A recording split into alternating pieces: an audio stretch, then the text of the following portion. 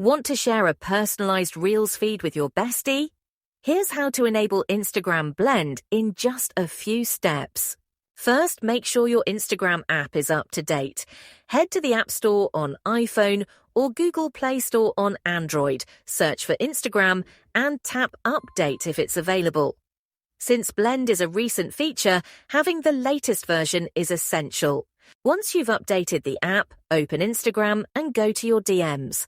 Tap on the conversation with the friend you want to use Blend with. Keep in mind, this currently works best with individual chats, not group chats, though you're welcome to test it and see if that changes.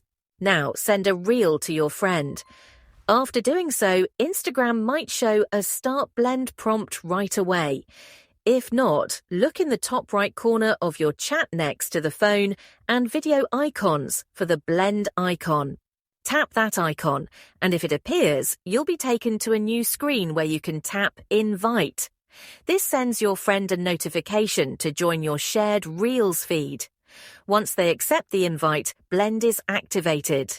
If you don't see the option right away, try sharing a few Reels back and forth.